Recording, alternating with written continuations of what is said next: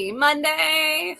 Hello. I did not get kidnapped and put into a basement. I am here willingly.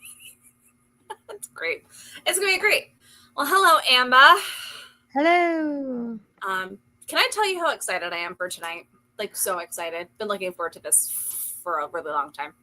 Honestly, I'm going to be honest. I'm going to let our viewers know I'm having a hard time. I'm in a mental But are you excited rut. about tonight's guest? I'm super excited about tonight's guest. I'm trying not to, I'm trying to push past that rut that I'm in. Push past it. Like, give it some Lamaze. Like, he. Get rid of it. You've had a weird week. I've had a weird week, but we're gonna have a weird week. Everything's been weird. Things are weird. I'm in a freaking basement. They're very weird. Well, I'm supposed to be dog sitting for my neighbors, right? Yeah. Mm-hmm. Their internet went out. Oh no. So now we're at my house. Hey, that works. I am currently in the basement of my brother's house in New Jersey. I flew in today. And I was like, hey, big brother, where's the place I can set up for tonight's show? And he was like, the basement. So I said, okay, which is fine. I actually don't mind it at all. My sister-in-law goes, you're not going down to the basement. That's so creepy down there. And I said, it's fine. I'm a spooky girl. It's totally fine. Right? Totally fine. But I think I just want to bring our guest on because he is like truly one of the most loveliest people I've ever encountered. I agree. Yeah. You guys were like besties when I came in. I was a little jealous. It's fine. Yeah. Living my dream. Living the dream. Well, and he doesn't know the impact that a show that he was in actually catapulted for us. Yeah. Right yeah. Sure. I'm looking at his face backstage. I think I'm just going to bring him on. Look at this face. Everybody, please welcome to the Broadway Fan Club, the one, the only, Jamie Jackson. Hello. It's an absolute pleasure to be here with you both. Well, I'm seeing worse basements, I must say, Heather. You don't see the other side of this. I literally shoved myself in a corner. Like I feel like we're not seeing the bodies. Like a handcuff against the wall. Okay, your brother may. I'm like, okay. I hear my nephew running up and down. It's going to be so much fun. And I am representing. I showed Jamie earlier. I'm rocking the Sweeney shirt here. Yeah, I love that shirt. I was just saying before, I get some strange looks for that shirt. Lists all the people one can eat. It's a menu. It's just a menu. Yeah. Right. Exactly. So I think that Amber and I should let you in on why we keep saying that you were an integral part of the Broadway Fan Club and you don't even know it. Okay. Yeah. You want to know? I would love to know. Okay. So a couple of years ago, I was asked to admin like a Phantom of the Opera fan club. And I'm like, yeah, sure, that's fine. I do marketing. I haven't really played around with social media. And then this little show you might have heard of called Sweeney Todd was coming back. Yeah. And I was like, I feel like 1, there's not a fan group for it. 2, I love Sweeney. 3, I wanted to start doing this and like getting my friends to do something and have something creative that we can work on together. And I was trying to get a podcast and I was like, rip, and go. And I started the Fleet Street Fans. And that was the first fan group that I created on my own. Wow. And I had some crazy interactions with other people I brought in as an admin. And this is like an emotional thing for me. And then I put out a call to arms with our members and I said, who would like to be our next admin? And Amber was like, hey, me, I would. Mm-hmm. And I was like, okay, let's chat. We talked, I think the first night we talked for like 3 hours, Amber. I was like, hey, I have some experience. I admin a couple other groups with like 3 million members in them. And you're like, yeah, we'll talk. You're throwing these numbers around. I can't believe this. Yeah. I don't know how you begin to do what you're doing. I'm just an old kind of Luddite. I don't know technology, but you're talking about things. The numbers are phenomenal. Well, yeah, and you just kind of have to get used to saying them. But yeah, so Amber and I became fast friends because of the Sweeney Todd fan group. Wow. And I was actually at the show, first preview. I bought literally the last seat in the entire theater. It was like row ZZ. It was all the way on the side. And I sat there with my mouth open because it was the very first time I got to see the show live. Oh. And I was fully dressed up as Mrs. Lovett. Oh my God. Oh yeah. Like the social teams were all over it. Having me like walk in my boots and stuff. So yeah, and I was just like, oh, this is great. And I never ever stage doored Sweeney because it was just nuts. It was just nuts. And so then Amber and I continued our friendship and we're like, hey, well, this group is working out really good. Why don't we try to open up a couple more? And then we did, and then here we are today. And the only person in the entire universe who I can see as Judge Turpin, hello, right here, on our show, and I'm so excited. Like, not even fangirling, just cannot express the appreciation for the show and for you because you really are such an incredible performer and just so delightful. And well, I'm just so thrilled. It's you're the conduit, because I think that's what's odd about being an actor, that you so often live in that. I mean, I don't do social media, so I'm living on that side of the lights, and so there's this kind of group of people that you assume have some investment in the story and in whatever it is you're presenting, but you never get to interact with them on a personal level, apart from brief encounters at the stage door. And so this is remarkable to have this conduit to the world of people that sustain theater. 108 fan groups, I think now.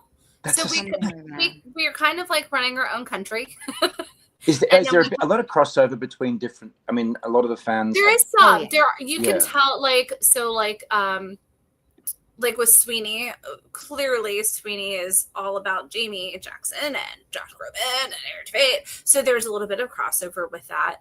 Right.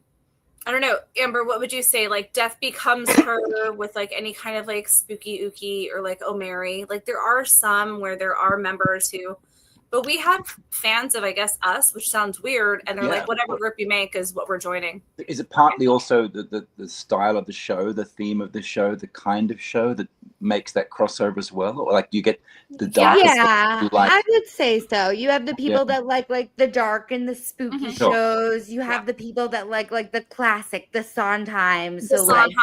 Or they'll follow a performer. Yeah. Yeah. Or they'll follow a performer. Exactly. Something like that. It's lovely. And Amber and I started something at her request a couple of weeks ago where we're actually talking about different posts that are our favorite posts of the week, because we have such really lovely members. And some people, we have, friends and family or cast and crew, and they talk about how much the group means to them, or they met their partner, or they met their new best friend, or they got over a breakup or whatever, or their kid is in a show. And it's really kind of wonderful to see that, because our whole thing, and Amber, I know you're going to agree with this, but feel free to let me know how to add to it. We are all about accessibility and making theater accessible, whether that's helping people feel comfortable to see a show, or bringing somebody like your caliber to have just a conversation that's open and let them feel, confident enough to be able to ask a question in the comment section, which reminds me, if you are tuning in right now live, feel free to ask any questions, appropriate questions, please. Anything. I mean, I'll leave it up to Jamie. If he wants to tell you shoe size, that's fine. I have no feet, so that's the problem. But we're gonna have a good time with it. I will have to say though, from what I can recall, and my memory is not great, and don't quote me on this, but if I'm not mistaken, I think you had an incredible attendance record at Sweeney Todd, if I'm not mistaken. Like, you only missed like a couple of shows, if anything, during that entire run, which is an amazing accomplishment, like absolutely incredible. So like, kudos to you for that. Well, like, I think this is where we talk about the sort of fans that go to different shows and other ones. I mean, I kind of guess I'll never have an experience, and I don't mean to say this at this tender young age of my career, but Sweeney to me is like it's the pinnacle of music theater for me. Right, I agree. My experience, and so I didn't want to miss a show. I thought the opportunity, and I likened it to when the overture begins. It's like you jump in a river, and the music, the underscoring, and the songs carry you along that river, and it just dumps you on the other end of the river at the end of the show. And so the idea of missing out on that chance to get in, how many times to get to see or be in Sweeney Todd with a full orchestra on Broadway? It's like you're gonna miss a show if you don't have to. I thought, right. and also I think I never got sick of it. I never got sick. That story is so many nuances, and there's always something to find that I thought, incredible. I just want to keep telling it. Yeah, I was gonna say, I think if anything, you had just planned absences, if anything, which I had a week off. Yeah, that's pretty good. I believe I saw Paul as Turpin. Right. During one of those times, and he was also phenomenal. Yes, brilliant company with such depth. Wonderful. I mean, we had Tukes on several months ago, and it was kind of that same thing where, and it's such a unique, special thing when you have a performer who, and it's no disrespect to anybody, when they want to be there.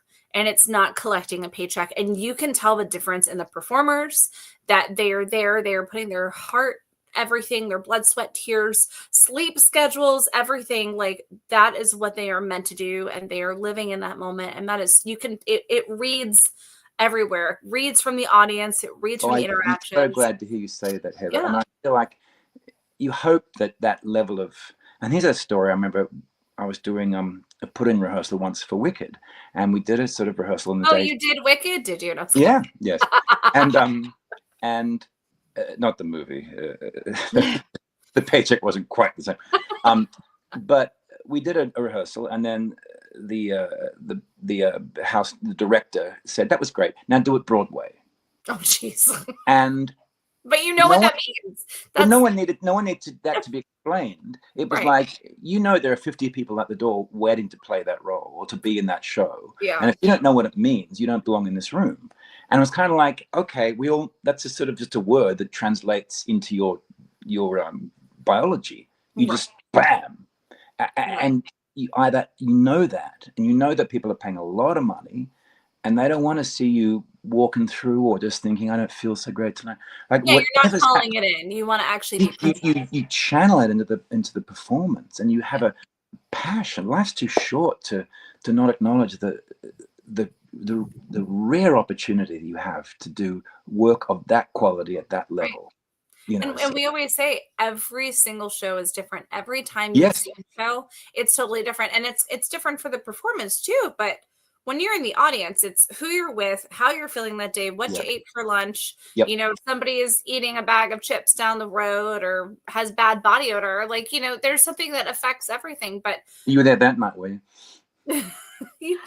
Or the chair doesn't work and someone has to crawl off the stage. What are you talking about? Thank you so much for reminding me about that, Amber. I had forgotten that. I must say, it was like with the chair. I'm going, oh no, crawling off to the sound of laughter. Oh, But they were laughing with me. Of course, you have to just make it work. It's a live theater, and those people will never have an experience like that ever again. You don't see that shot in the movie. That's edited out. Whereas live theater, that's the night you got, and no one on stage was laughing. In fact, I'm hearing a story about a woman who was playing Juliet in the play once, and I've forgotten how she dies. It's either a knife or a poison. Poison and dagger, yeah. Dagger. She stabbed herself with a bottle of poison, and then she drinks a knife or something. Anyway, but neither of them were there on the stage, and so rather than letting herself be defeated, she proceeded to beat herself on the head on this tombstone, and it sounds hysterical. But the audience is like, "Holy crap!" Yeah, that would be my reaction. And that is, we haven't sat through a 3-hour performance just to get to the end and the actor go, "Sorry, folks, not real. Sorry, I'm supposed to die here, but I can't." You just do whatever you have to do. No way to die. Yeah, exactly. You got to go with it. Yeah, and you make an event, because that's live theater. It's a exactly. But it's being able to pivot and know how to handle yourself professionally instead of going, "Oh my God, what do I do? Crap, what do I do?" You know how to handle yourself, and I think that's a difference in the profession. I did another show once where it was as The Crucible, and I won't mention the actor because they're still a dear friend, actually. Anyway, John Proctor didn't come on at some point, And rather than kind of like you have to go, oh, I wonder where John is, maybe, and you kind of say something, but this actor just went like this, just faced up stage, and I'm like, oh, helpful. Yeah. Thank you. You just disappeared, have you? You know they can still see you. Oh man, You've got to do something. Like, if you can't see me, I can't see you. Yes, exactly. Right. Yeah. Well, seeing you just talk about the weather in Salem in 1642. Oh, it's been a rather cold winter this year. Something. Just be there. Yeah. Now I'm going to ask you a question. It's something that burns in my brain, especially when I think of you as a performer. Is you have been in such drastically different roles, from like beloved hero to like everybody, like you're the baddie bad, like the big bad.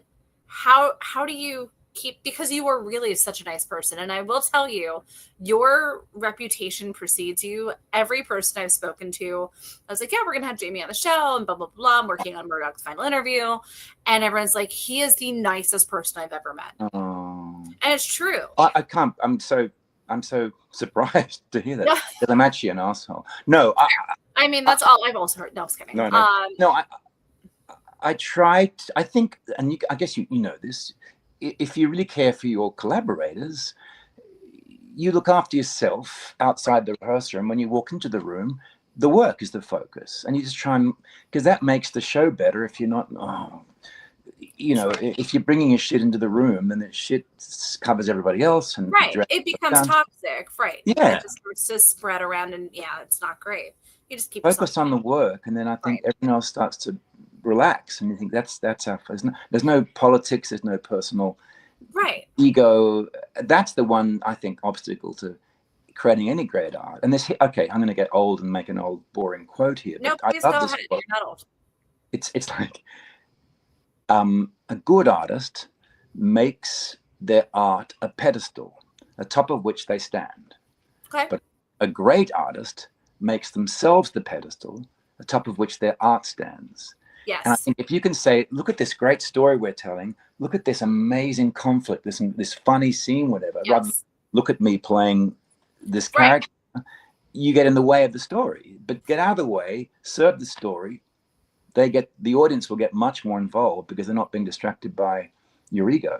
You're not You're not trying to be a showman. And Amber and I talk about that a lot, because we both can hold our own. We get, oh, you guys are influencers. No, we're not. Look at us. This is what we're doing. Sure. We're like, look at this show. Look at this performer. Look at this incredible, whatever, because we want to lift other people up, because I think that's kind of missing from the fan side of the community. We're all conduits to each other. We're all trying to help each other get through our lives and have some better understanding and better empathy, rather we get in the way when you make yourself. You're right though. That's a good way of putting it. You just have to, like, it's just so important, like, and to see performers lift others up, that's really key. Yeah. And I like you're saying no politics, because you get into a regional theater side of things, and then it's all politics, and people kind of forget, like, it doesn't cost anything to be kind, and I think people lose a lot of. No, it doesn't, and the payoff is just so much better.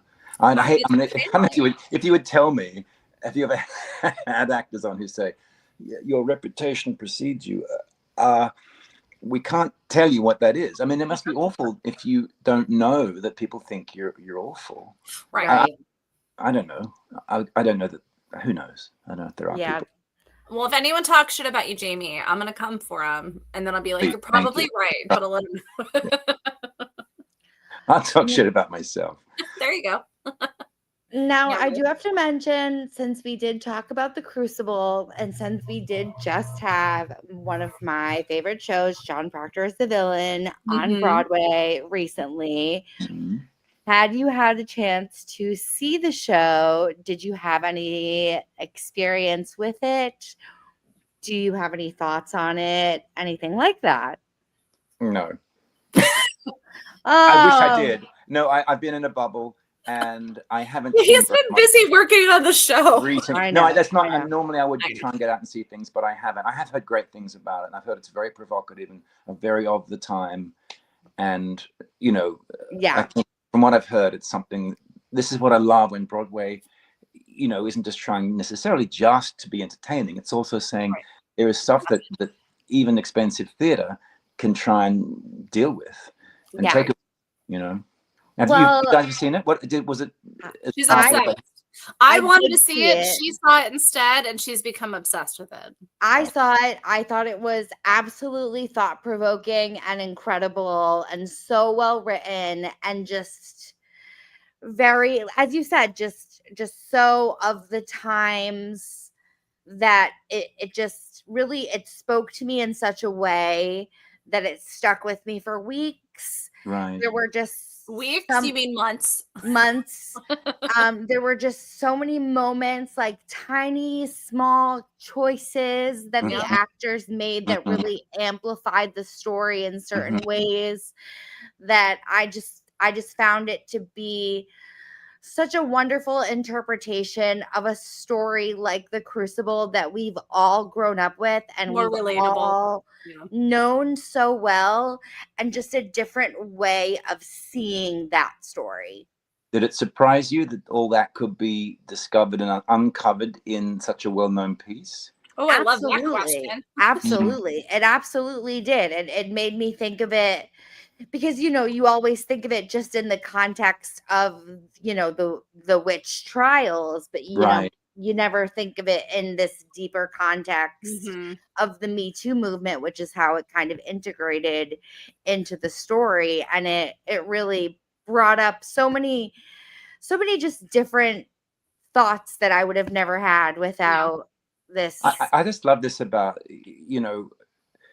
what event, how it's seen by one artist is a completely different event to somebody else. Really different. Absolutely. Arthur Miller in 1950, 60s was obviously completely influenced by the McCarthy trials and what was happening politically more than he was than we are now about the gender disparity and the issues of equality and in that respect. And so that event signifies something entirely different to a different artist, and it just depends on the time and the gender of the artist approaching it and their life experience. And it's fascinating. There's so much stuff. No, Jamie, you've also, a lot of people might not know this, you've also written a few things of your own.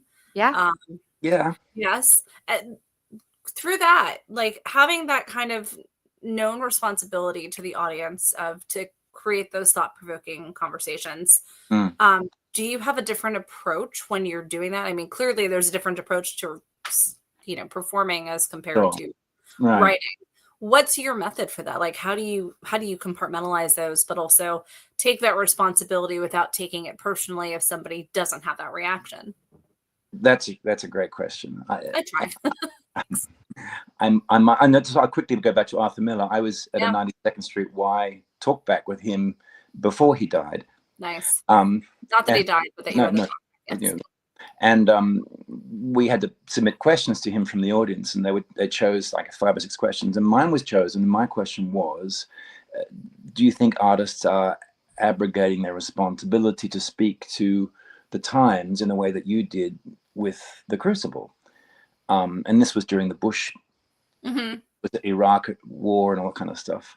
And I was surprised by his answer. He said that you shouldn't ever set out to have any kind of agenda, any political agenda. Right. You just speak instinctively as a human being about what's happening and let everything else take care of itself.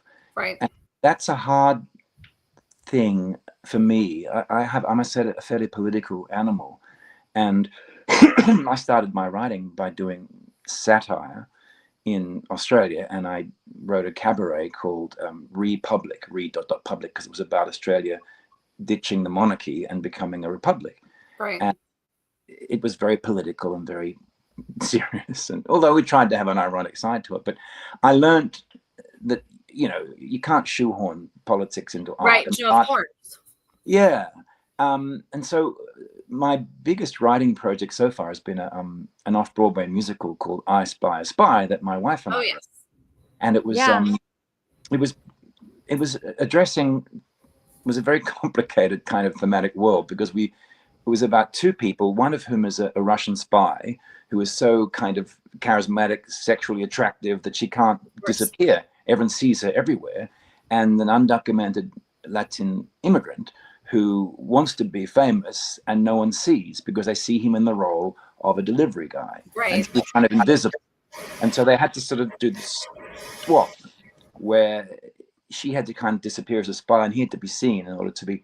So we're addressing some pretty complicated, interesting themes, but trying to do that into a 2-hour 25 musical and keep everyone entertained was challenging.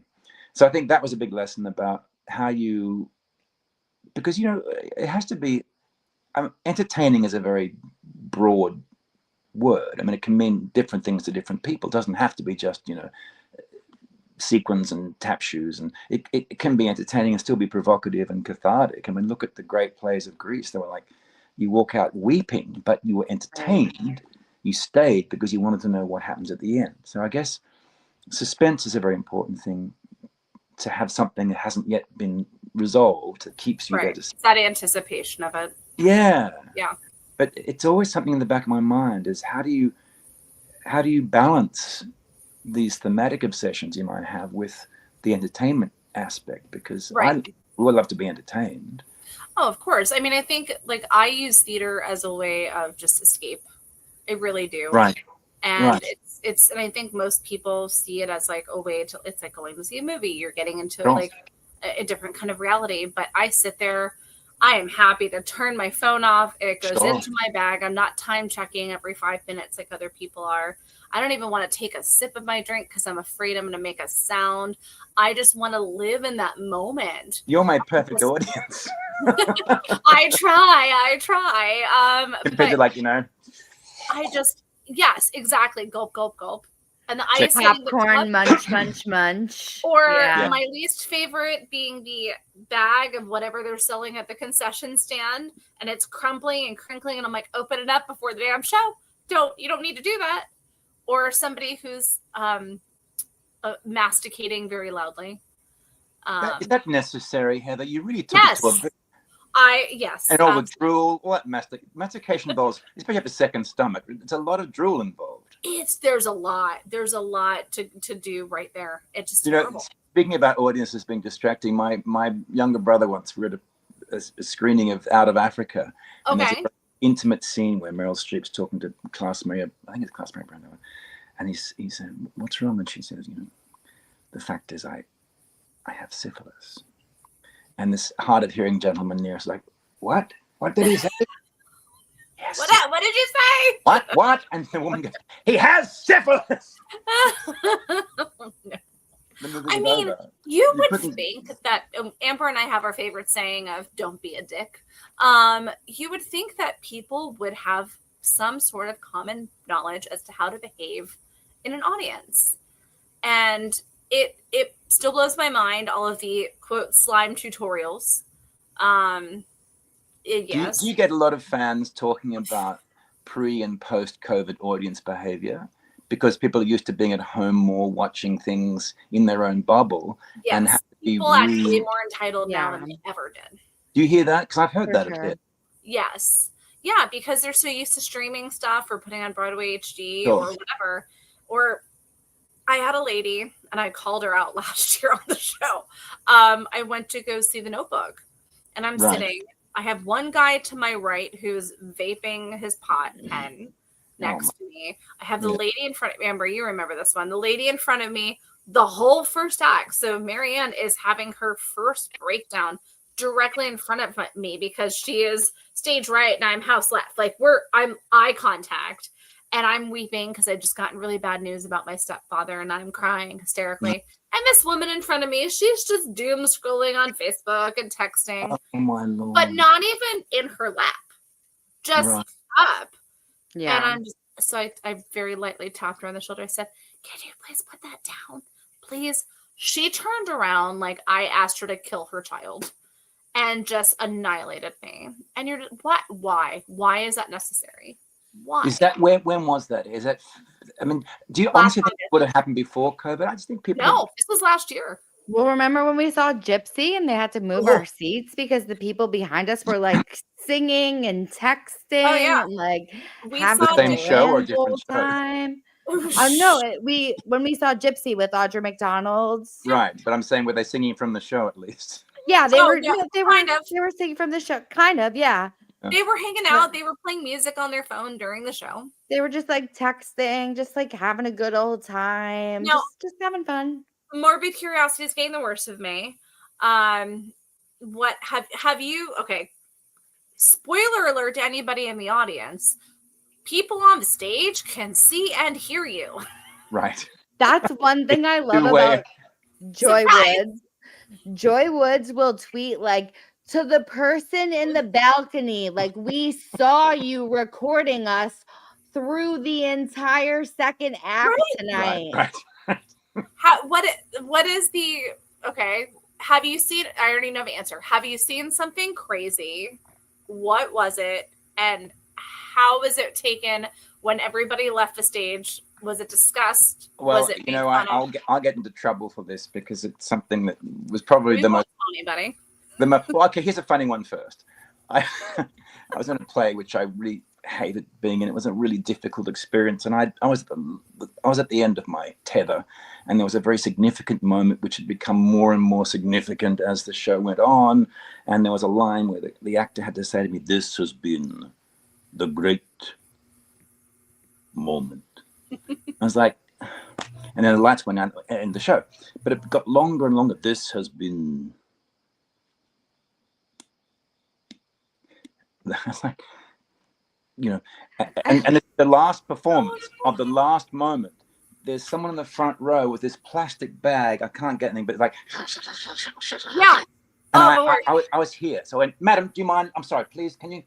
Sorry, go on." In the last moment. And then the lights come up and she's getting flowers out of a bag to give to all of us. I'm like, of course she would be. Of course I'm the asshole. But also stop making that noise. If you're going to have flowers, nice. She's in the front row. But also don't have a crinkly plastic bag. Yeah. Have a better plan. Have a better plan. Yes. Yeah. But the other one was in a show I was on. Somebody walked from the audience onto the stage in their underwear. No. And they were walking around. Yeah. Why? What is this like? We didn't get to ask. Is this like a football game? Like, where you like streak across the field? Dad, what are you doing here? I'm working at the moment. Right? Oh my God. So did you acknowledge it, or were you just in the zone and that just happened? Well, this is the thing about The Show Must Go On. And I think this is one of my beefs, that, the show doesn't always have to go on. There are circumstances under which that is dangerous. I mean, I hate to say it, but in this day and age, we don't know. No, of course. The man has underpants, what he's got in his underpants that he might use as a weapon. Right. I mean, who knows? For him, no, I'm sorry. He didn't come up here to sort of say, where's the men's restroom? It was like something else was going on in that mind. And I want to know how he got down to his underwear in the first place, and then went unnoticed from the audience onto the stage. He walked down the aisle. He wasn't sitting in. But just in his undies? Evidently. Oh, man. So that's one of the worst. I mean, there are funny things that happen. Noises lights. This was the thing with Sweeney Off, and this is nothing against the production. It happens a lot in every show. These fantastic moving lights they have that 9 times out of 10 do a beautiful job of changing. Right. But 1 time out of 10 they go. That happened to me at Suffs. That happened to the whole speaker system on the left side of the house when I went to go see Suffs. And I mean, everybody heard it and they kept so professional, but everyone's like, oh my God, it's terrible. I mean, sometimes it's, you can use it and say, oh, Mr. Smith next door is finishing his boat or something, whatever.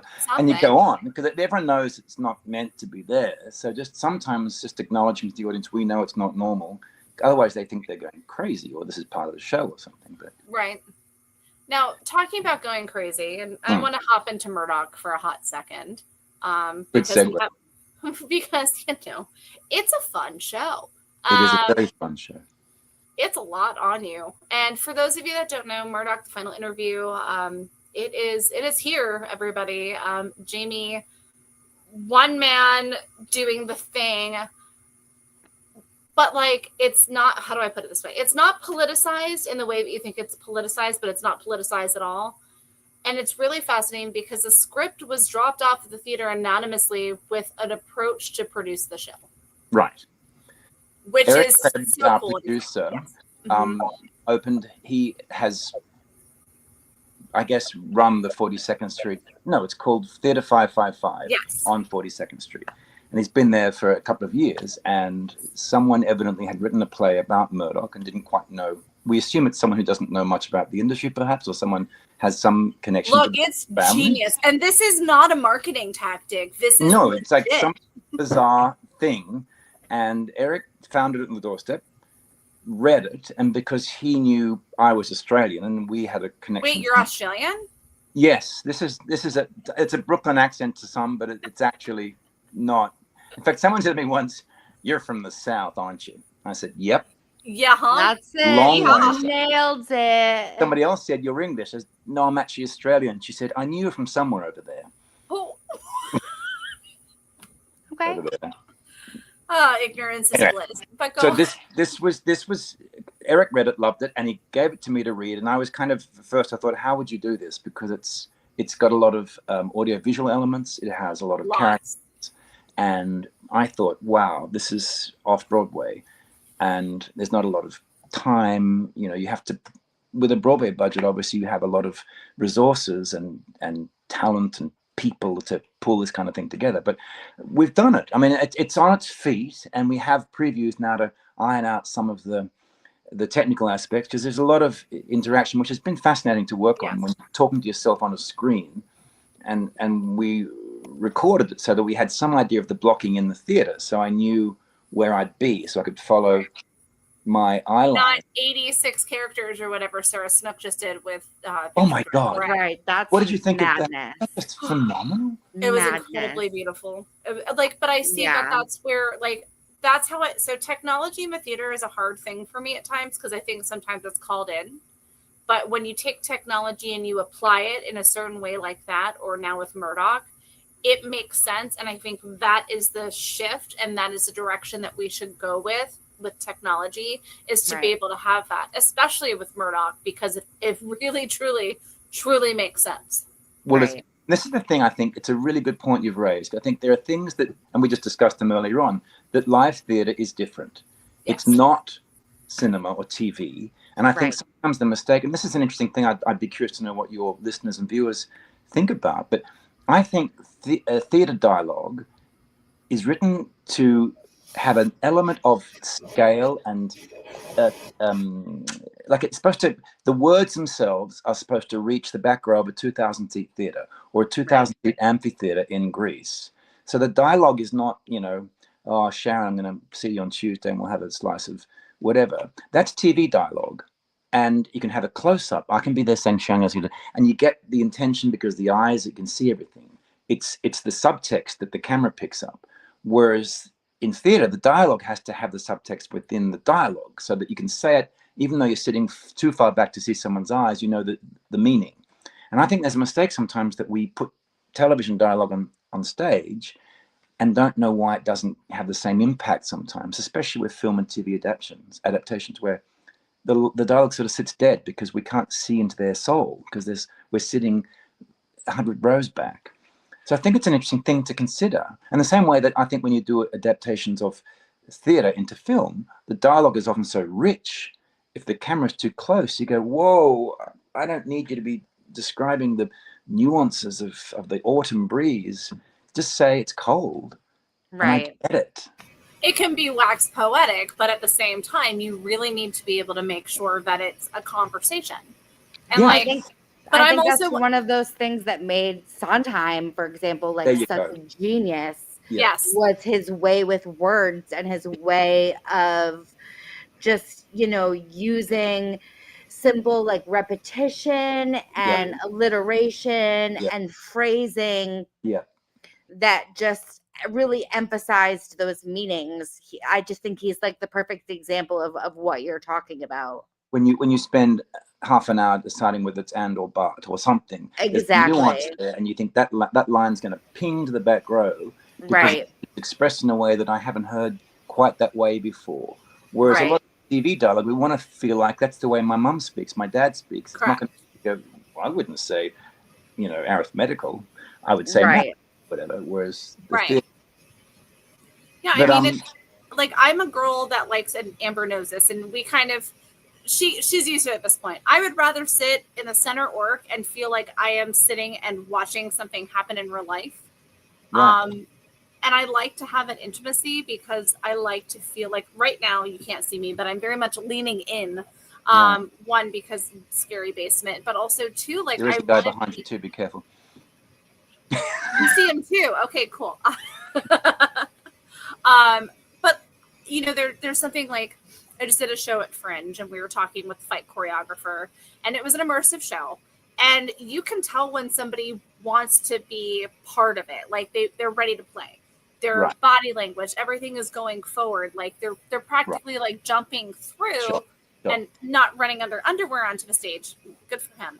But really just wanting to interact and play. And I think that kind of speaks volume as to the realism of it, where people are just so invested that they're in it. That's that's part of, there are many things I think that go into making good acting, but I think one of them is being able to do those two things at the same time. So you got language, good theater writing has a poetry about it and a metaphoric level, but you can't say it like it's poetry. You've got to make it sound conversational, but it can't be thrown away. So it's a very delicate balance when you, and that's why people often say that Sondheim is like the Shakespeare of music theater, because he's got that elevated, but it feels like someone could say that in a party in New York or on a street in London in 1850s or something. Right, for sure. Now, you said that you haven't gotten out to the shows recently, but what was the last show that you saw? Oh gosh, I'm so embarrassed. I've moved out to suburbia. I used to live on 43rd Street, which I used to go all the time. Heaven, yes. But there are cricket. I can hear crickets outside. Wow. I can hear water running in my brother's basement. But I actually did comment on the crickets when we pulled up to the house after my nephew. Can you hear your neighbor's dog, Amber? Is that what you've got in the background? Yes, I'm currently dog sitting for my two neighbors. Yeah. I am in Connecticut, so I'm in like nice suburbia. She is Can you hear crickets? I can absolutely hear crickets. I can hear like a little stream in my background. Oh. Is that the water in my brother's basement? Is the stream? Yeah. Isn't that weird? The crickets are like, and the water is all going all going around. I mean, I'm trying to think the last thing I saw. I saw a lot of the musicals last season. I really thought there was a terrific. What a varied season. Such interesting stuff. Oh God, what have my mind's gone a blank. I'm sorry. You tell me what you've seen that you've enjoyed, and I'll see if I saw it. Yes, I've seen all of them. Everything. Cabaret, Swept Away, Dead Outlaw. Oh yeah, what did you think of Dead Outlaw? I loved it. Did you really? I did. Well, I like storytelling, and I like unique storytelling, and I love Andrew Durand. That whole cast. But when you have a live band on stage, and you have that much talent, plus I like stories that are based off of real life, and it's a crazy story. Isn't that extraordinary? I thought that was just, and you have to remind yourself, this is a real story. This really happened. Yes. The only problem, and it's not even a problem, is that they really had a great successful run off Broadway. And then they transferred, and then it closed very shortly afterwards. And it's like, why do you think? It's the same thing that happened with Swept Away. Yes. And same thing that happened with it's an interesting thing, and it's not just about the scale, it's about the expectation of the audience. Off Broadway has this feeling of it's edgy and grungy, it's grittier, right? Yeah, exactly. And as soon as you add that Broadway shedazzle, whatever it is. Exactly. I like the word. Yeah. Because I can't imagine, like, Murdoch's a phenomenal show, but I can't imagine that playing to a big Broadway house. I can imagine. How dare you? You take that. No. Well, I mean, do you want to be playing at the Gershwin? No. This is what's interesting about one's aspirations and one's artistic character, my aspirations would be to have a one-person show on Broadway. Who wouldn't want to have that? But you're absolutely right. My favorite theatre in the whole world is a little diamond-shaped theatre in Sydney where it seats 109 people or something. Right. And the intimacy is profound. You have access to people's eyes in a way that you can literally share. Exactly. I want to be able to look you in the eye as you're speaking and feel like you're speaking to me. Now, don't get me wrong. And I'm going to say Murdoch will transfer. I would love to see it like Circle in the Square. My God, that's the perfect venue. What a phenomenal venue, because one, it's great. intimate. Two, there's not a bad seat. Three, it's played in the round. Yeah. And this is another fantastic thing about in the round. My goodness, that's, that cliched expression, backting, where you're acting with your back. But yes, you have to be where you can't turn away. Correct. Right. And there's I don't know what that does to you as an actor. I've done a show there, and it was performed as a thrust show, so it wasn't quite in the round. But have you seen a thrust show at Circle in the Square? Sorry, you did a thrust show at Circle in the Square. Wow, that's kind of cool. Yeah. Though. Well, they had that back section was done as a proscenium almost, and you had the big. I've never seen. I'm trying to think. Was some brand? What was it called? The musical on the island. Once upon the island. Yeah, that was in the round. Was it? Yeah. So. Just in Time is done as thrust, but because they have both stages on either side, it's still technically. I wouldn't call it in the round, but it is definitely more immersive. I loved Audra's one-woman show there. That was wonderful, and that had an intimacy about it and the whole idea of it being a cabaret venue with the thrust coming out served it beautifully. Well, it's a lot for an actor to be in this one man, one woman show. Like with Murdoch, you are it, and you are playing against yourself and other things that happen. But tell me I'm trying to think of like the nicest way of putting this, because I know how it is to be like part of a huge ensemble and a massive cast, and there's 35 people, 45 people, you're constantly there, and now you're a show of one. Right. How does that feel? Like, what does that do to you as a performer? Like, do you feel more pressure, or do you feel like more in control? How does that make you feel? Once again, a fantastic question, and I try. It really is the question to ask someone in a solo show, because I feel like, in a funny way, you mentioned Sarah Snook, and I have felt her guiding presence, because we both went to the same drama school, and she's much younger, of course, but and I think, well, you're much younger than her, right? Yeah, I forgot. I'm much younger than Sarah. I think she's in the 40s. I'm like 29 this year, 29. I was gonna say, you're almost 30, right? Yeah. This is another thing I do in supermarkets, when you get the checkout and they say, oh, that'll, it's 1918, or, and I say, oh, the year I was born. And people go, no. I say, yes, I'm 104 years old. They go, no. My nephew today told me, because my brother was like, yeah, Aunt Heather is younger than me. And he goes, what? Now, I don't look my age. My brother doesn't look his age. And he's my stepbrother, so we're a year and 2 months apart. And he goes, well, how old do you think Aunt Heather is? My never asked that question. Straight face goes, 78. I said, accurate. Thanks, buddy. I feel accurate. Like it. I said, anyone when you're young, though. Anybody over 15 when you're young, like 78, whatever. Yeah, I just was like, thank you. Appreciate it. I feel like it.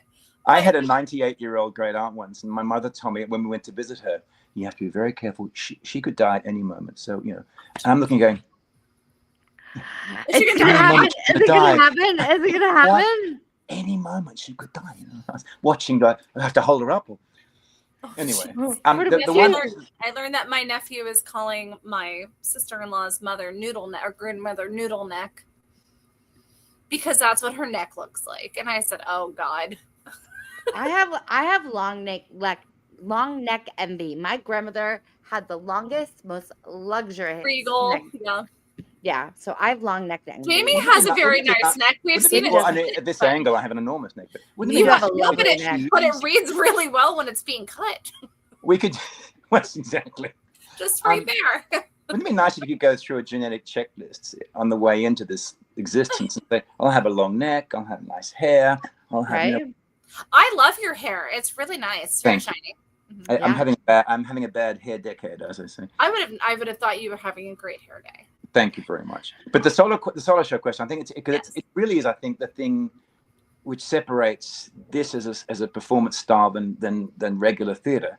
And I think the thing I'm realizing as we've been going into previews and through this rather stressful tech is the camaraderie you get from other actors who say, "Oh my God, this is so hard." Right.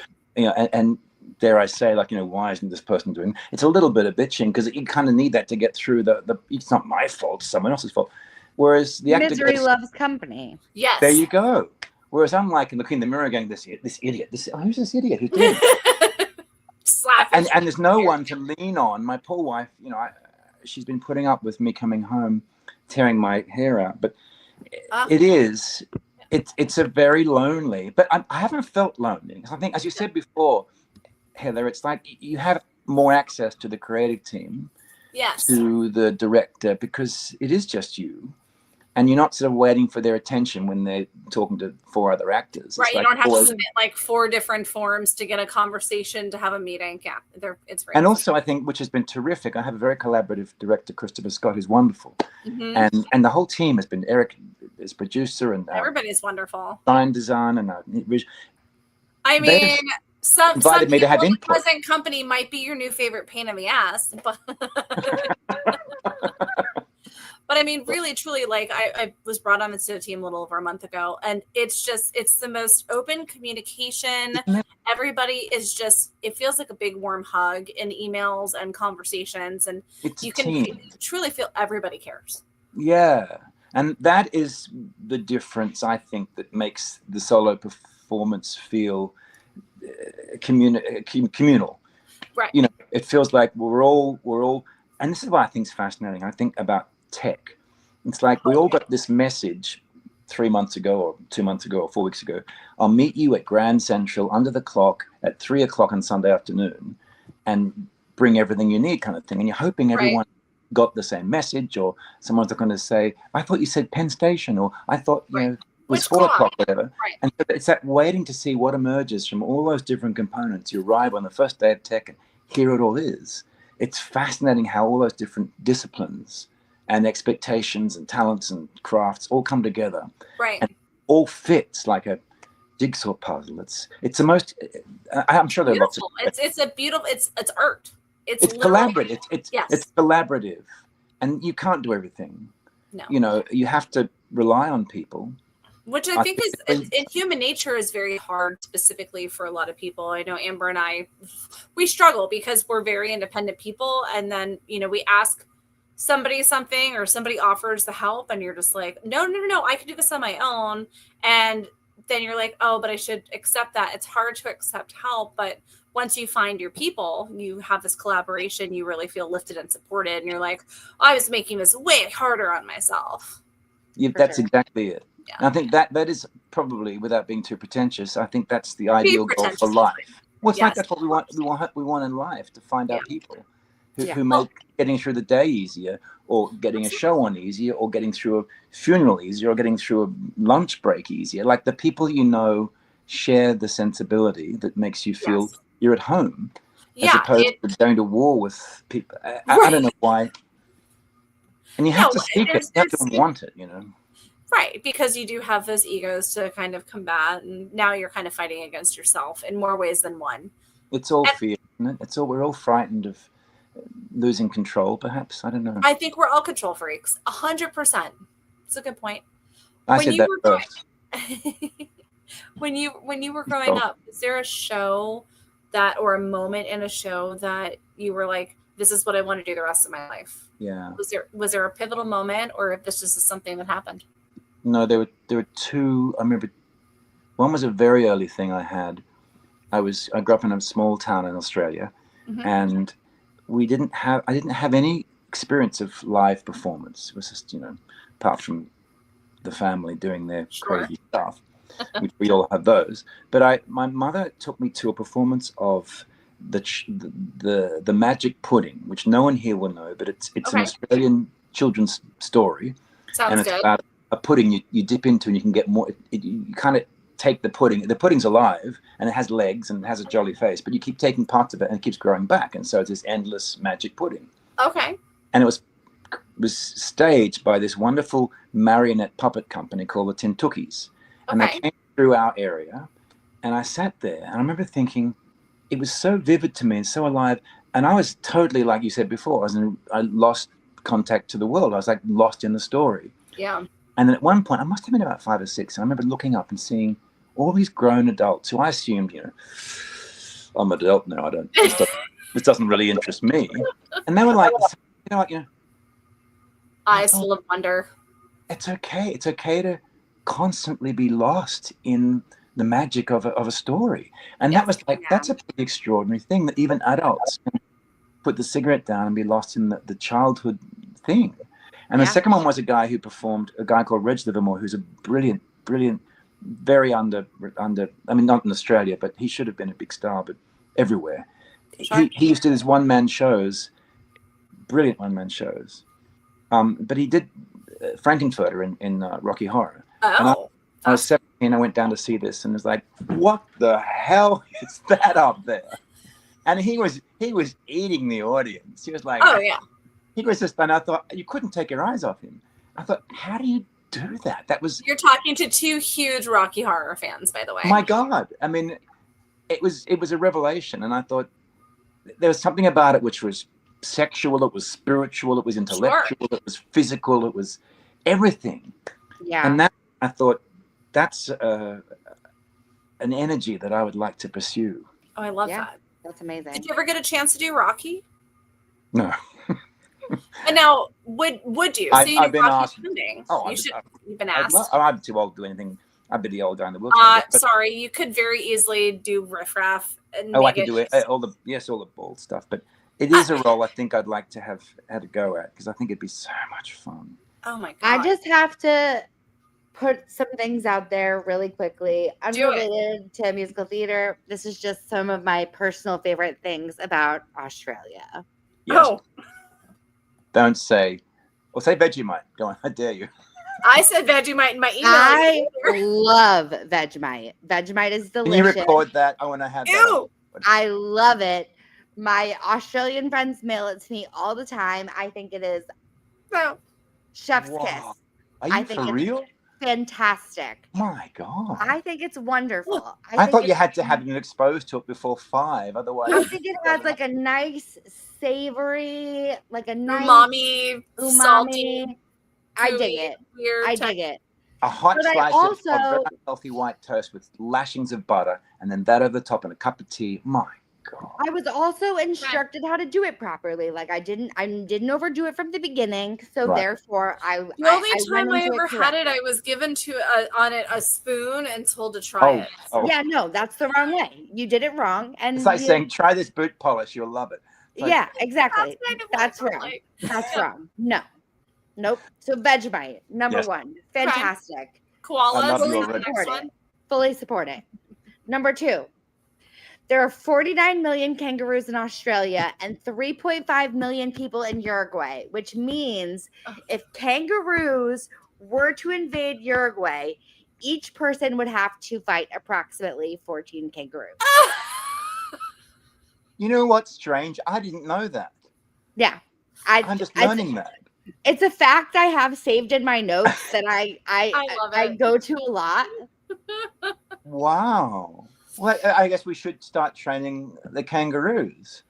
Kangaroo theater company would be amazing. Why bother training the kangaroos when Australians have already lost a war to emus? I knew this was coming. Okay, you ready for this? This is my third favorite fact. You have lost. There's a musical about this? I just heard about it. There's a musical. I think it might be Goodspeed or somewhere. They're doing a workshop or something of a musical called Emu Wars. And I texted the music director and said, please tell me the emus sing. I need it. I need that. I think it's. I'm looking this up as we speak. I'm sorry, it's happening. Yeah. I mean, so kangaroos. can beat Uruguay. There was a movie in 2023 called The Emu War. You've got to watch it. It really is. It's the thing is, you think it's true. It really happens. You think it sounds ridiculous, but these emus were like, we're not having it. We're diving. We're dipping. We're diving. Amber, the Great Emu War is going to be at the Terrace Theater in Chester, Connecticut, October 3rd through October 26th. I'll be there. You have to go. I'll be there. I will be there. It's man versus bird. I will absolutely link me to that. Send me that link right now. Link me that right now. Right now. My Lord. What have you done? I want to see the emus have to be on stage, obviously. You can't just allude to them. I will report back.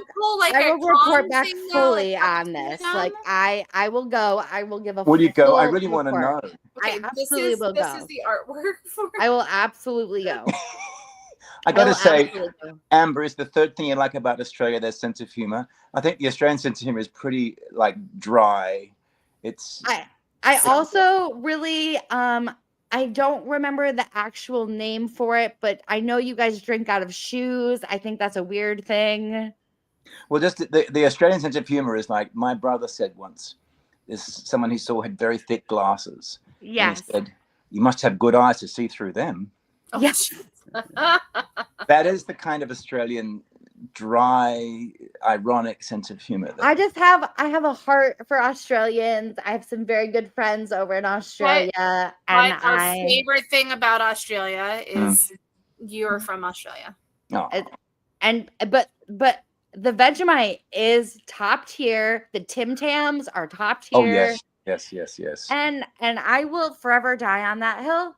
Do you guys, when you go overseas, I think that's the thing, and I obviously didn't grow up here, and I think when you come to a country as an immigrant, it's hard to fully embrace all the things that you grew up with as a child. Oh, sure. Right. I miss the Australia. The thing I think I miss a lot is just that the snacks and the things that you associate with childhood. There's a thing we had called twisties, cheese twisties, chicken twisties. It's a bit like what you have here, but they're not the same. They're not the same. No. We had pollywaffles and chiquitos and Chico rolls and all that stuff. And you think all that good stuff. They're like mythical things. And then you get like sausages for voting. Like that's another thing I love about Australia. Democratic sausages. Lowercase democratic. Like right. Like if you go to vote, like if you go to vote because you're part of the democracy of Australia. You here's get the other thing. Voting is compulsory there. You have to vote. You have to vote. So we have a 98% participation rate in the. And the Democrats will give you their sausage. Okay, noted. Yeah. The other thing too is everything has an abbreviation there because it's so bloody hot. You can't say the whole bloody word. So a sausage is a snag. Snag is a yeah. Sanger is a sandwich. A mosquito is a mozzie. Everything's got an abbreviation. You go down to the bottle-o. I know that one. The bottle-o. Yep. Budgie smugglers. That's a pair of swimming trunks. Because budgies are small birds. You put them in a trunk, in a bag. That's what they look like sometimes. You know what I'm saying? Yes, for sure. That's fabulous. All right. And then now I have another question that is Broadway related. Oh, jeez. And we're a little over an hour. We're probably going to run a few more minutes if you have the time to hang out with us. Oh, I'm here. I'm not. The crickets they can wait. I know you did have a part in the film version of The Greatest Showman, which is now being rumored to make its way over to Broadway eventually. Mm-hmm. Do you have any people that you think would make wonderful casting in the Broadway obviously including yourself? Clearly. Yes, well, I would clearly play the main role. Right, of course. Obviously. P.T. Barnum, for sure. Yeah. I mean, Hugh and I very similar. We always get cast in the same things. Same things, yeah. He gets a bit jealous, but that's the way he is. I don't know.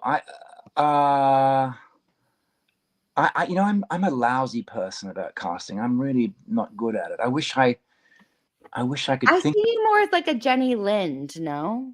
Who? Sorry? Like a Jenny Lind, like the Never Be Enough. That one? Yes. Yeah. Sure. Yes. Yeah. Like I say, I'm not plugged in. I'm just a useless person to ask this. I wish I could. I will give it a follow-up question for casting. If you could cast yourself in any role in any show from the past or the present or the future, what would you cast yourself in? Well, it'd be Sweeney Todd, of course. First of all, I mean, I've never heard of that show. Tell me about it. I know. Can you believe I've done it? I'm saying that I did Sweeney actually at Gateway Playhouse. The only time I've ever done it out there. Then I did it downtown. Then I did it at the Lincoln Center. Then I did it on Broadway, and I did all it over the place. like four or five. So that's the thing. Anything in the past. My Frankenfurter we've discussed. I'd like to have done that.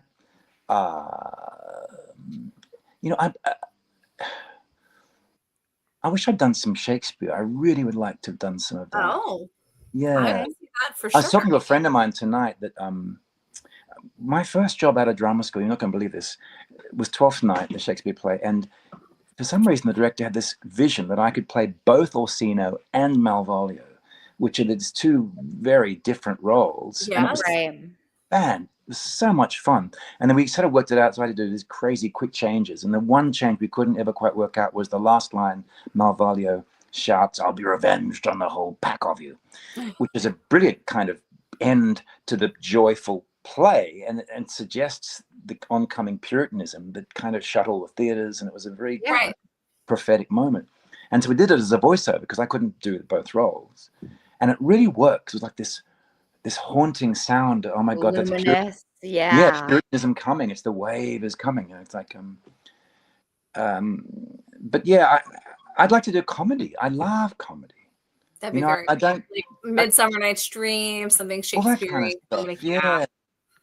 Any play comedies, or I think that's the thing when you get, and you know this from seeing actors that get kind of pigeonholed, and that's what they do. Pigeonholed a little bit. I will give you that. When I had hair, I was kind of, oh, he's a nice guy. And now I'm like, I'm a Nazi for obvious reasons. You lose your hair, you must be a villain. Well, speaking of villains, can you give us, in your own words, for those listening and watching, a little bit about Murdoch in your own words? Because you are really intimate at this point with Rupert Murdoch. That sounds a bit strange. I am very intimate with Murdoch. Very. No, but that's the first thing I would say, and this is not a criticism at all. I think that this is the expectation, especially in a profession like we're involved in, which does tend to have a fairly liberal, for obvious reasons. Empathy is, I think, the first requirement of any artist. That you can step outside your own experience and say, what's it like to be them?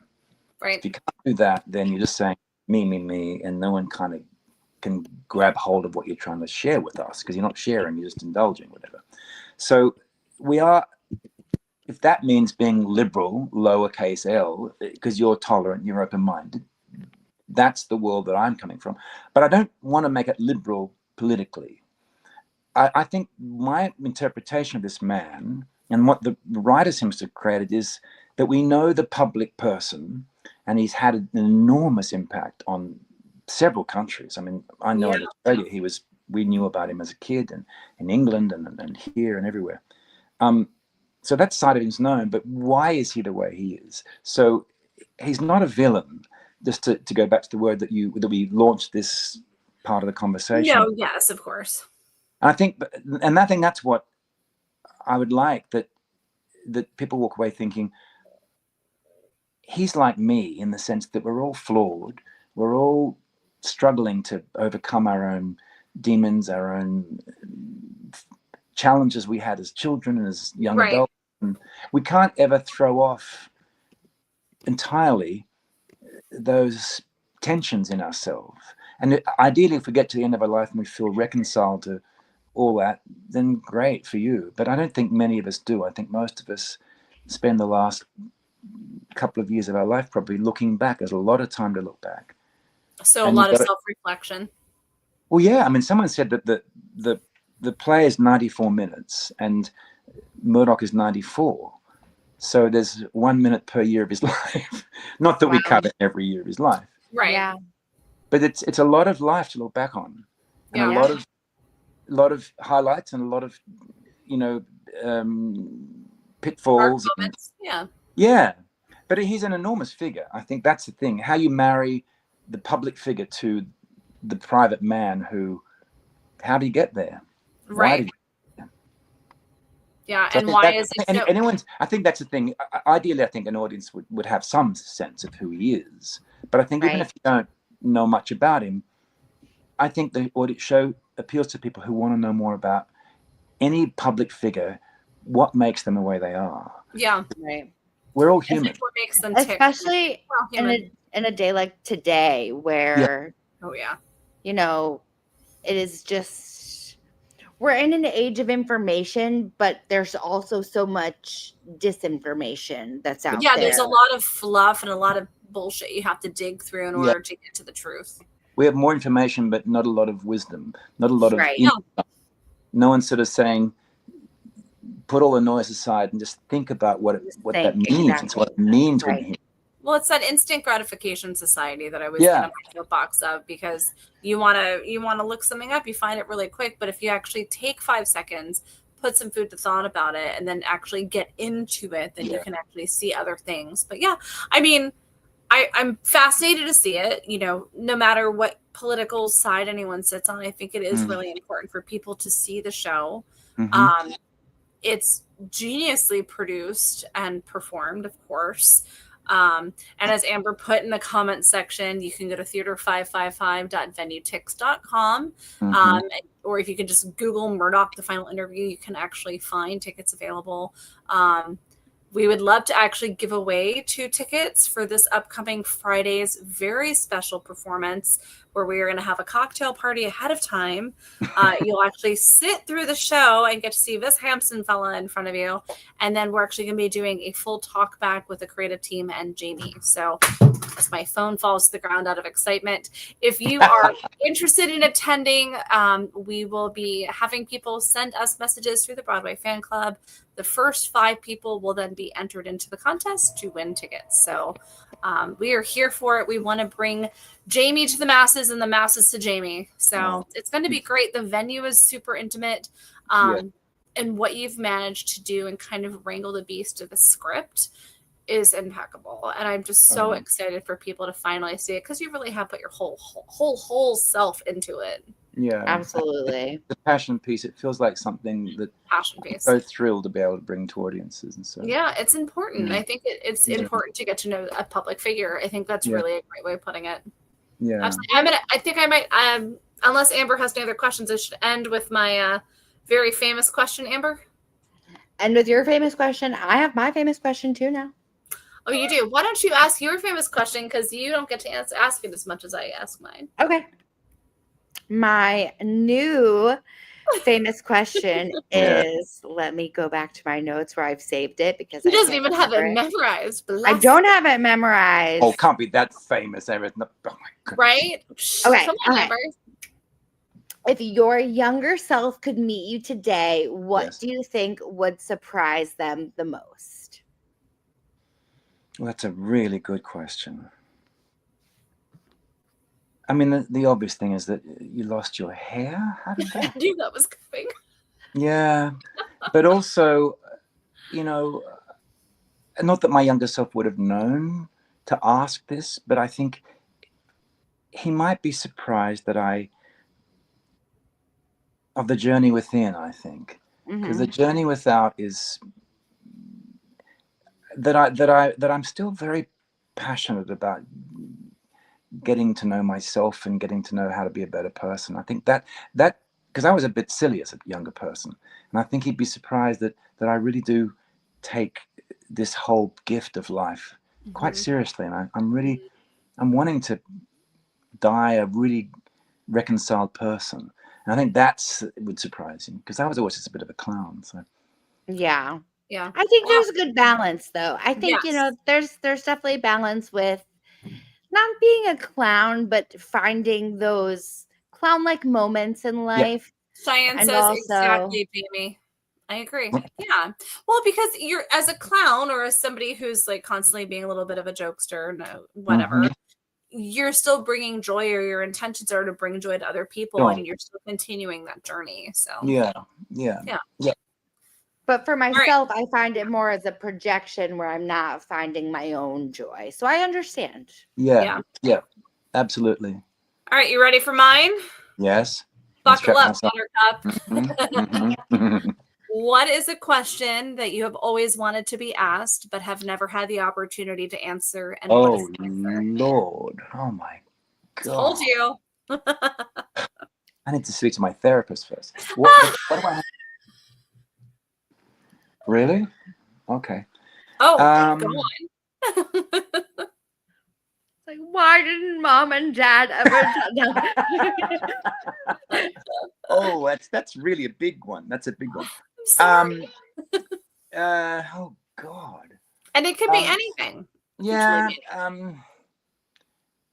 Why do you have, I'm being very vulnerable now. I'm just going to say, why do you have a difficulty with money? I don't mean like spending too much, but the whole concept of money. Yeah. I find very puzzling. I don't know how to relate to that. And I think that's a big thing for me. I don't know why I don't know what money is, how to use it, how to respect it, how to earn it, how to save it, what to do with it, why we need it. It is very confusing. I hate it also. I don't know what it is. I think we all just need to go back to bartering. Like, go to a rent fair and like, just barter. can I trade you an egg for a cup of flour? Yes. Like, right. Yes. And I think we should all be paid for having these conversations. Just like we're learning about each other. In an ideal world, you don't have to say, I'm going to sell you my skills and my talent so I can afford to have electricity. I don't like putting a price tag on myself. And that's been a struggle for Amber and I, especially with the Broadway fan club, because we could be rolling in dough if we really wanted to. And it's so hard because we're like, no, we're here for the masses. We're here for the community. You know, we spend our own money to have this virtual studio. Like, we do everything we possibly can. And look at the joy you bring, and look at the insight you bring, and the care and the passion you have. I mean, and there are people who are being paid, and I'm not going to point fingers, not you two, but those who go to Wall Street and swap won for yen and pounds for dollars, and they contribute nothing, and they're the richest people in the world. Yes, they're day traders, money traders. I'm thinking, how is that worth more than a nurse or a teacher, or a doctor, or who made these decisions? That's all the money. I always say that, like, you know, everyone says, like, why are you on this earth, or like, what's the meaning of life? And Amber's heard me say this before, like, I'm a collector of stories, and I think like I'm starting to rub off on Amber a little bit with that. Like, I just want to get to know other people and learn their journeys and share their journeys, because you never know what somebody is going through on the outside, the inside, but having the opportunity to have a deep conversation, which I do appreciate you being so vulnerable and honest, because when you have those moments, those are real connections. And although you're across the screen, I feel like I truly know who you are. And that's likewise. And that's trust, I think, and it's very hard to, because I think you have to be vulnerable to earn trust. It's scary. That's what our culture's got very, you know, there's a lot of value given to strength and walls upon walls upon firewalls upon gates. And never apologizing and never admitting defeat, never admitting failure, and never admitting vulnerability. It's like, no, that the only way we ultimately find out who you are is when you say, I'm scared, or I'm confused, or whatever. But if you have all the answers, then there's no way in. It takes a lot of strength to ask for help, and I think that's right. And I will say, like, it's something that's kind of popped into my head while we've been speaking, is your roles that you have performed have all really had some mental mind game stuff going on with them. Just really crazy stuff. And that's got to take a toll on you as a person, but you are such a strong individual to not only, one, be able to convey those characters, but two, still be the person you are right now sitting in front of us. Because if you look at people like Heath Ledger, I always use as an example, when he was doing Joker, you know, Jack Nicholson said, hey, you're going to need to get some help before it even started. And he put himself into a room, and he was literally going crazy, and the pressure just made him crack. But when you have someone strong, and it's not even strong, it's, you know, your weaknesses, you know, your vulnerabilities, and you're okay speaking about them to make sure other people know that they're not alone. I think that's so important and so key. Yeah. I think there is that raised the issue of creating art from a place that doesn't endanger you emotionally, physically, psychologically. I mean, it's very important to know that at the end of the day, you have to go home and not be that person. Do you have a ritual either before you leave or like before you get to the theater and perform, or when you leave, to kind of decompress or get yourself into that mindset to go and perform a role like that? You know, someone said to me once, I used to have a ring for Judge Turpin, and I would take that ring off and put it on the dressing table and say, that's it. I can walk out of the theater. But as I've got older, I just feel like, and there's a wonderful, I think it's an Italian Teatro di Complicità or something. It's Commedia dell'arte or something. There's a particular, that was a French company, but there's a theater game or something where they have a boxing ring and the person inside is playing the villain and the actors are outside and they just jump in the ring and they like a wrestling match where you tag kind of thing, and they become the villain and they jump out and they come back into the lobber. That I think is a really important thing to remind yourself that they pass through you like a flash, and you don't hold on to it. You let it go, and you inhabit by it, and it doesn't change you fundamentally who you are, but it inhabits you for a second, and you let it go. Yeah. It's a really useful. I think that I know some actors like to stay in character I did a show once with a guy who'd become his character in front of your eyes in the mirror, like, I'm becoming this guy, or I'll see you after the show. And you go, okay, see you. Bye. Bye. And that's good for some people, I guess, but I just think you have to, my preference is to jump in it and be absolutely in that world. And then you said before, any noise in the theater, it's part of the world. Someone's coughing, that's that person on the street, Fleet Street in London. Right. Why is that woman coughing? Everything's in there. And then when you walk out, it's back into the... Yes. But I'm 58. I couldn't have done that when I was 25 or 30.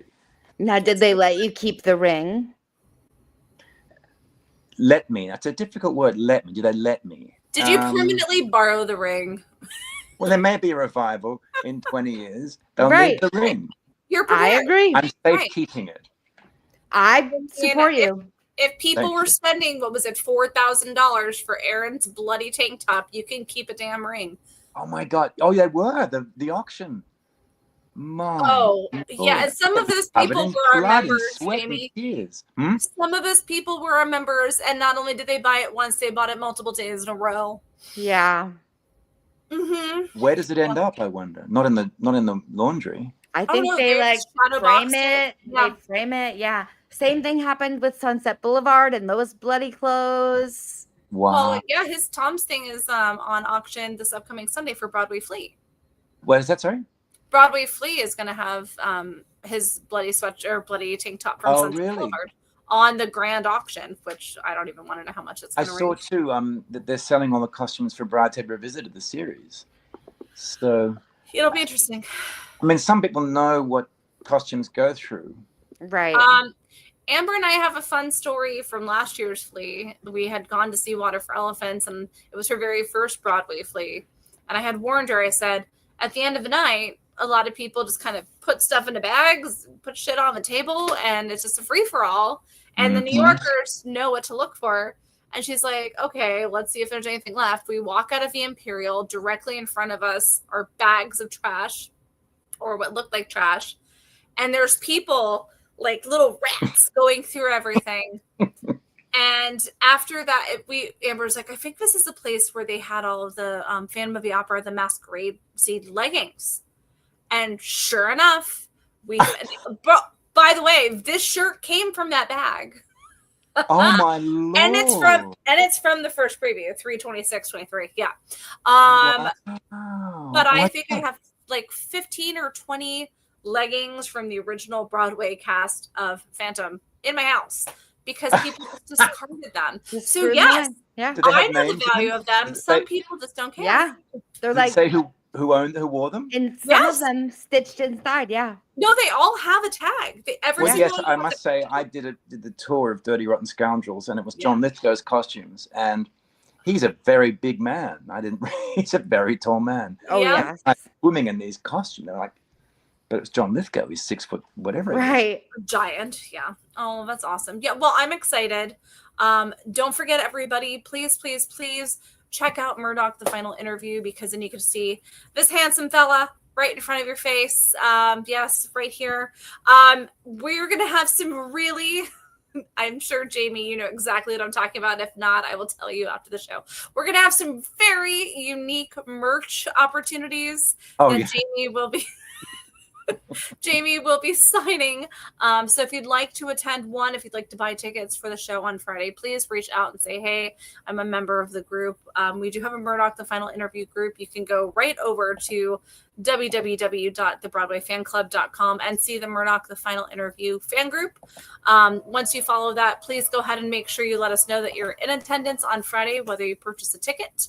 You can find tickets on TKTS, TDF, Theater 555, and through us directly if you would like to come and you are one of Jamie's biggest fans and you are here for it. We are going to be giving away a pair of tickets for Friday's special event. So please make sure to do that.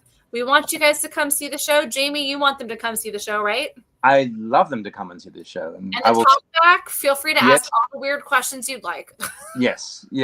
My shoe size included. We just mentioned that, right? Shoe size included, but please bring the Vegemite. Yes. I'm determined now that I know that Vegemite has a certain way that needs to be eaten. Now I want to go get Vegemite and have a slice with you. Never have someone put it on the spoon. No, it's like never. That's what they did. We were at a trade show and they were like, "Do you want to try some?" I said, "Okay," and they gave it to me on a spoon. And I said, "That was disgusting," and I've never touched it. Okay, I can even sing you another time the Vegemite theme song, but I won't right now. Okay. Okay, I'm gonna just right before we go, I'm gonna read you the show summary to this Emu War musical, which I'm absolutely watching. It is, remember the one time that the Australian government sent their army with machine guns to wage war on emus in Western Australia? Neither do most people. But when Edith, the headstrong warbler, and her flock begin to feed on the wheat of local farmers, the humans take up arms against Australia's favorite feathered friends. Think of it as cats, but with emus. It's the most amusing 90 minutes you'll ever have in any theater. Don't miss it. Except Murdoch, the final interview, which is 94. Very similar. Very similar. All right. Well, Jamie, you have stayed with us much longer than you originally intended. Thank you so much. You've been great. Thank you so much, Amber and Heather. So lovely. It's such so lovely. I will see you Friday. I'm still trying to drag Amber's ass out to the city, even if she's puppy sitting. I'm in a housing crisis as well. So yes. I'm sorry. But well, you know what? Amber will video call you. Yes. Feel special. During the show. Yeah. I'll just do that and be like, hey. Be one of those people. Oh, Jamie, do you want me to do that? I'll get the most loud snacks and just do that the entire show. Just do this, yeah. But maybe things will improve. So who knows? Let's just plastic wrapper and everything. Do all that. Yeah, the ice. Let's just hope for me. So yeah. Fingers crossed. Again, Jamie, you are just delightful. Thank you so much. Really appreciate your time and thank you. No, we appreciate your time, and you know it's really kind of a weird thing, like because we have both been fans for so long, and we were able to have you on the show, and you actually make the third Sweeney cast member on the show, which is even more. Oh wow! Yeah, we had Gina Duvall and Jukes and you. And so Fantastic. We're making our rounds. We're making our rounds. All beautiful people. That was another great comment. It was beautiful people. Oh, yes. Absolutely. Absolutely. Please go spend some time with your wife. Yes, I will. I will see you soon. Amber, we'll talk afterwards. Everybody, please make sure that you guys check out the show. And friendly reminder that next Monday, we are going to be delaying our show to next Wednesday because Nick Flatto will be joining us on the show. And I will be flying back to Orlando next Monday instead of sitting in my brother's creepy basement. So, and Jamie, you'll like this. On Mondays when Broadway's dark, we keep the ghost light burning every Monday. So we bring Broadway right to you. We appreciate your time. Everybody have a wonderful week. Hopefully see you guys at Murdoch, the final interview. Feel free to shoot a message over to me and I will get you all taken care of. Thank you again so much. See you guys next week.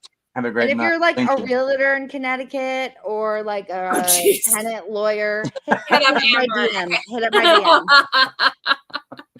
Good night, everybody. Bye. Bye.